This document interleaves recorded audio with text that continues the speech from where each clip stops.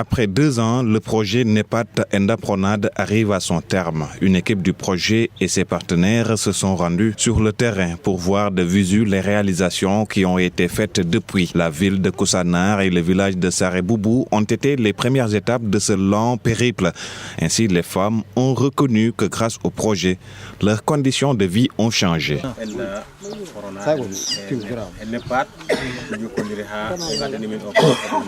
nena projet bi yalla ak Enda Pronade sen lokolo ak Enda Pronade motax ñu xacc projet NEPAD bi indi ñu ko bu sen dëkk projet onon ko mbaari ko mo tawi do ko min jogi groupement projet bi ñew na fekk ñu ngi kuréel la ñu ngi yoré ben groupement bi mais amuñu won doole puisque pour ñu mëna génné ndox bi fi yobbu ko bu ci jardin bi jigéen ñi mën ci liggéey Allah wadi non be ngari be ndaari projet NEPAD on ndaari tampere min gondinde en balli min he woynudu ndiyam dam en gaddolen o kono do Allah wadi non de be gaddi dum rewbe be ndari ha be batti hekkude to sardin. Cette visite d'aujourd'hui m'a permis de voir un impact vraiment positif, très positif d'ailleurs, par rapport à la réalisation qui a été faite au niveau de Sareboubou, dans la commune de Koussanar. Depuis le lancement du NEPAD, j'ai fait 3 arrondissements, mais j'avais même oublié que le NEPAD existait. Aujourd'hui, j'étais vraiment surpris de ce que j'ai vu. Et quand c'est en plein discours que j'ai su que c'est la réalisation du NEPAD, donc j'ai dit que ce n'était pas un rêve, c'était une réalité. Le projet NEPAD Enda Pronade, par ses formations, ses actions de sensibilisation, de formation en leadership et de renforcement des capacités, a permis aux hommes et aux femmes de connaître leurs droits et les procédures de gestion. L'amélioration des conditions de vie des populations, donc l'allègement des travaux des femmes, donc est un impératif parce que ça a des effets démultiplicateurs sur toute la population, que ce soit sur les femmes, sur les jeunes, sur les vieilles personnes et sur les enfants.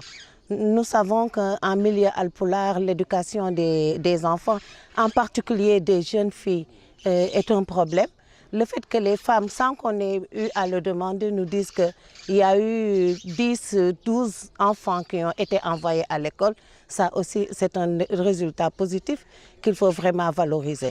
Le fait qu'ils nous disent que aussi les jeunes garçons ont le temps maintenant d'aller à l'école parce qu'avec les installations là, hydrauliques, il y a moyen d'abreuver le bétail ici même à Sareboubou. Ça aussi c'est quelque chose qu'il faut noter parce que l'éducation des jeunes filles elle est importante, mais aussi l'éducation des jeunes garçons l'est aussi. Surtout dans un milieu aussi particulier que le milieu alpulaar où les jeunes garçons sont vraiment la plupart du temps en charge du bétail. Après Koussanar et Sareboubou, c'est la commune rurale de Mbawan dans les Niayes qui a accueilli les responsables du projet. Dans cette zone, c'est une unité de confection de grillage qui a été installée par le projet pour sécuriser et protéger les champs de culture contre les animaux en divagation. Une réalisation bien appréciée par les habitants. En tissant et en produisant les fils de fer, ils peuvent quand même lutter contre la divagation des animaux et peuvent aussi clôturer leurs champs. Et aussi, ces femmes aussi peuvent démultiplier. Ce sera une plus-value qui apporte une autonomisation au niveau de ces femmes, au niveau de ces communautés, au niveau aussi de leur famille. Ainsi, Enda Pronade a permis aux femmes d'utiliser le fruit de leur labeur. Elles ont également trouvé désormais une autre source de revenus. Ça permet de résoudre les problèmes de conflit entre agropasteurs et cultivateurs. Donc ça aboutit à une meilleure cohésion sociale. Donc c'est la raison pour laquelle nous nous félicitons du choix judicieux de l'investissement qui a été fait ici à Mbawan. Ainsi, après 2 ans de mise en œuvre, Enda Pronade vient de clôturer ce projet articulé autour de 2 volets, foncier et économique. C'est un projet qui avait 2 volets, un volet autour du foncier et un volet économique. Et donc autour du foncier, on avait justement toutes ces sensibilisations autour d'une meilleure connaissance des procédures par rapport à la sécurisation foncière. Le projet est intervenu dans la zone du fleuve, mais aussi dans la zone de Koussanar, dans la zone de Tamba. Le projet a concerné plusieurs zones, la zone de Koussanar, la zone d'Enya et la zone du fleuve, avec des fédérations partenaires à Enda Pronat.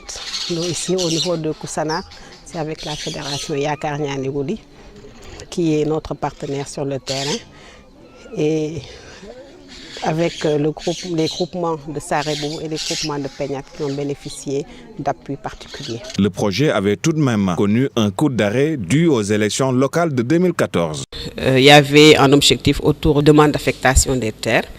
Et donc, on a vu qu'en 2014, par exemple, toutes les demandes qui ont été soumises pendant cette période-là ont été mises un peu en stand-by compte tenu du contexte politique. Pour le directeur du NEPAD, ce projet entre en droite ligne des orientations fixées par le gouvernement pour l'autonomisation des femmes. Cette initiative, de façon globale, vient en renfort aux efforts des gouvernements respectifs pour l'autonomisation des femmes et est en droite ligne des orientations et des actions qui sont aujourd'hui menées par le gouvernement du Sénégal.